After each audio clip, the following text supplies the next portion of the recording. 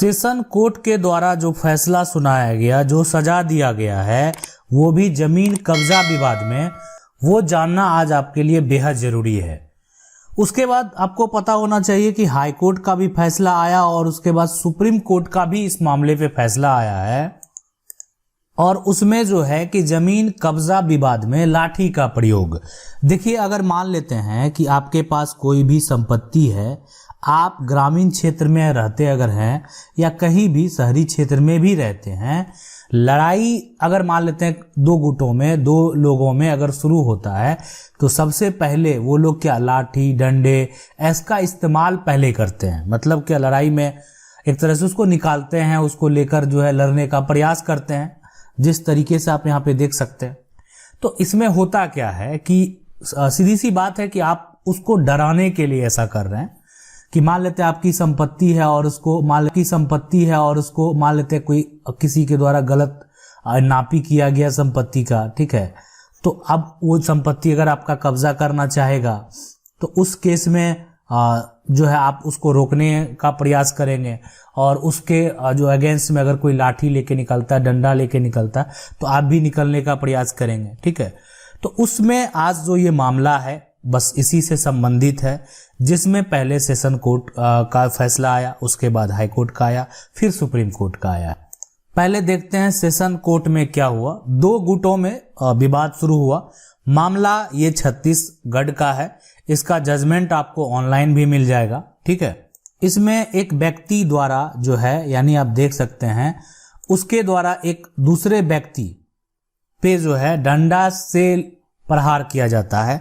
और आप ऐसा देखते भी हैं, अगर आप डेली लाइफ में देखें तो अगर ग्रामीण क्षेत्र हो तो अगर मान लेते हैं जमीन का जब भी विवाद होता है तो वहां पर लाठी जो है ना, उसका प्रयोग अवश्य हो जाता है। मतलब ग्रामीण क्षेत्र में तो ज्यादा है, दो गुटों में विवाद हुआ, सब लोग लाठी लेके निकल गए और वहां पे ठीक है लाठी नहीं चलाए। कभी कभी ऐसा होता है कि निकलते हैं, वो भी उधर से डरा रहा है और ये भी इधर से डरा रहा है, कोई भिड़ नहीं रहा, ये भी होता है। लेकिन कुछ ऐसा जगह होता है जहाँ पे भिड़ भी गया, वो आगे पीछे कुछ नहीं सोचा समझा, लाठी चला दिया। एक होता है नहीं, रुकावट करने के लिए वो जो है वहां पे डटे है, खड़ा है, अगर चलाना भी पड़ा तो उस हिसाब से चलेगा। लेकिन अगर कुछ वैसा माइंड का जो है व्यक्ति है, ठीक है, तो वो क्या हो सकता है कि चला भी दे, कोई बड़ी बात नहीं है। मान लेते हैं उसका क्रिमिनल माइंडेड व्यक्ति है तो चला भी सकता है, कोई बड़ी बात है नहीं इसमें।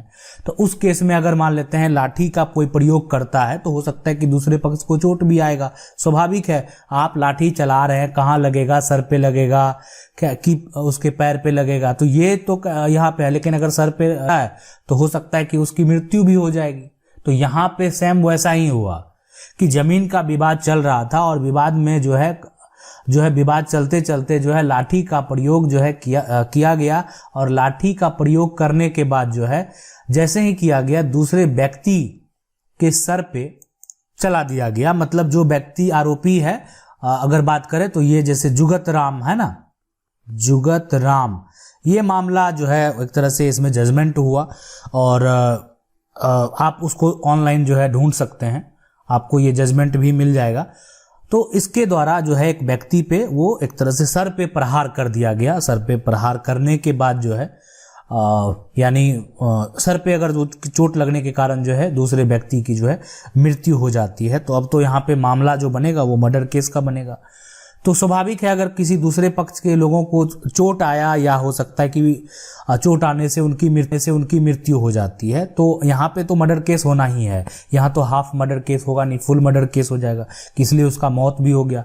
तो अब अगर उसके परिवार के द्वारा पुलिस कंप्लेन किया जाएगा, ठीक है, पुलिस कंप्लेन किया जाएगा तो स्वाभाविक है कि जो जुगत राम है उनको एक तरह से आरोपी के तौर पे गिरफ्तार भी किया जाएगा। तो वही हुआ, इनको धारा 302 के तहत जो है गिरफ्तार किया गया।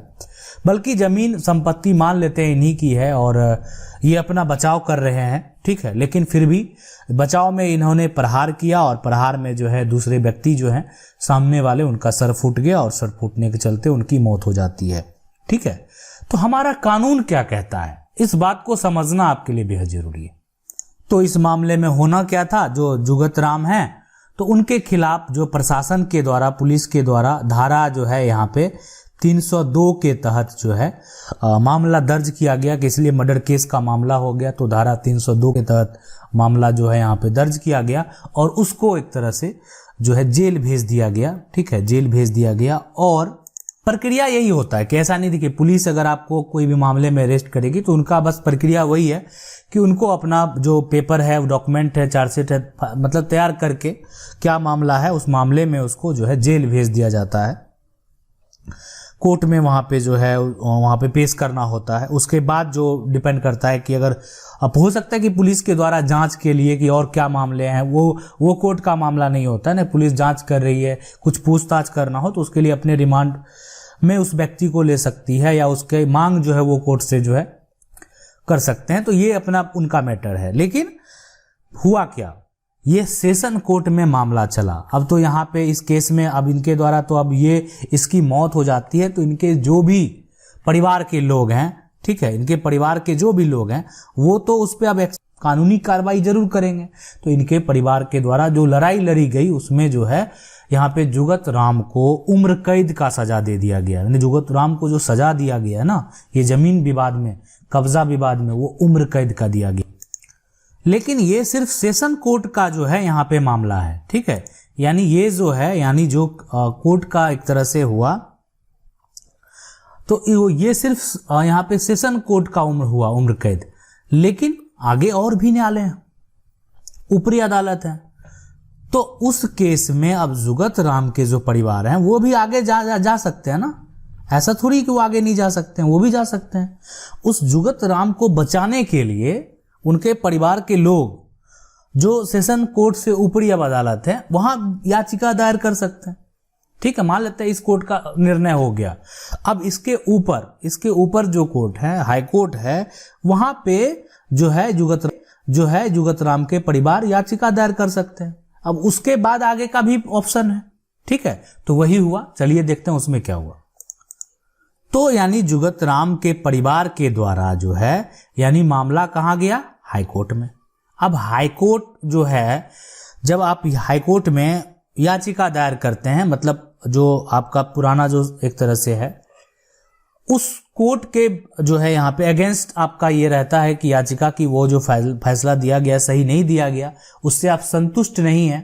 ठीक है, तो हाई कोर्ट में आप याचिका दायर कर सकते हैं। उसके बाद जो है जो एक तरह से पहले का जो जजमेंट होता है उसको देखा जाता है, समझा जाता है क्या हुआ, क्या प्रक्रिया हुआ, क्या मामला है। उसके बाद ये यहाँ पे जो है ना, यहाँ पे एक तरह से यहाँ पे जो मामला होता है ना, देखने के बाद इसमें हाई कोर्ट को ये तय करना होता है कि ये केस एक तरह से रजिस्टर करना है या खारिज कर देना है। मतलब याचिका जो दायर किया गया तो दायर करने के बाद वो केस फाइल होगा या उसको खारिज कर दिया जाएगा। ठीक है, तो ये डिपेंड करता है हाईकोर्ट, कोई बड़ी बात नहीं है, हाईकोर्ट के द्वारा उसको खारिज भी किया जा सकता है। हुआ यही। ठीक है, यानी जुगत राम के परिवार के लोग जो है, इनके जो परिवार के लोग हैं, जब इनके द्वारा हाईकोर्ट में याचिका दायर किया गया तो उस केस को खारिज किया गया और यहाँ पे जो एक तरह से सेशन कोर्ट है उसका जो फैसला है उसको बरकरार रखा। ठीक है, फैसला बरकरार रखा, मतलब सेशन कोर्ट का जो फैसला आया उसको एकदम कंटिन्यू रखा, बरकरार रखा। और लेकिन उसमें जो बरकरार रखने में भी ऐड किया गया, क्या ऐड किया गया उसको समझना है। हाईकोर्ट ने ये कहा कि ये जो है हत्या की योजना से ये नहीं किया गया, ये गुस्से में आकर ये जो है किया गया। देखिए, किसी पे प्रहार करना, किसी के सर पे प्रहार करना वो तो अपराध है ही। कोई भी अगर ऐसा अपराध करेगा तो वो तो अपराधी ही कहलाएगा और आरोपी ही कहलाएगा, इसमें कोई। लेकिन अपने बचाव के लिए आप एक अगर प्रयोग करते हैं, एक लाठी का प्रयोग करते हैं, अपने संपत्ति की रक्षा के लिए करते हैं, तो ठीक है, आपका ये कोशिश रहना चाहिए कि उस पर किसी का सर पे नहीं हो, मतलब उस तरीके से आपको नहीं करना जिसको बहुत ज़्यादा लोगों को हानि पहुंच जाए, तो ऐसा नहीं करना चाहिए। और ये तो अपराध अगर कोई भी करता है, ठीक है, मतलब जो भी विवाद है आप न्यायालय में जाइए, आप उसके लिए स्वतंत्र हैं। तो ये यहाँ पे तो एक तरह से और परेशानी बढ़ गई। तो लेकिन यहाँ पे जो है इसको कोई न्याय नहीं मिला, जुगत राम के परिवार को कोई न्याय नहीं मिला। लेकिन यहाँ पे एक कॉलम जो ऐड ये कर दिया गया कि जुगत राम का जो है गुस्से में आकर लाठी से प्रहार किया। कोई यहाँ पे जो है जान मारने की कोई मंशा नहीं थी पहले से, मतलब वो जो प्रहार किया गया वो एक तरह से गुस्से में आकर ऐसा किया गया। ये लाइन वहां पे जजमेंट में जो है यानी केस खारिज करने के बाद जो है मतलब उसको बरकरार रखा, आप यही समझ सकते हैं ना, मतलब उस फैसले को बरकरार रखा। हाईकोर्ट ने मतलब कुछ उस पर कुछ किया नहीं, उसी फैसले को बरकरार, लेकिन उसके ऊपर भी अदालत है। तो उसके बाद जो है यानी जुगत राम के परिवार के द्वारा सुप्रीम कोर्ट में याचिका दायर किया गया।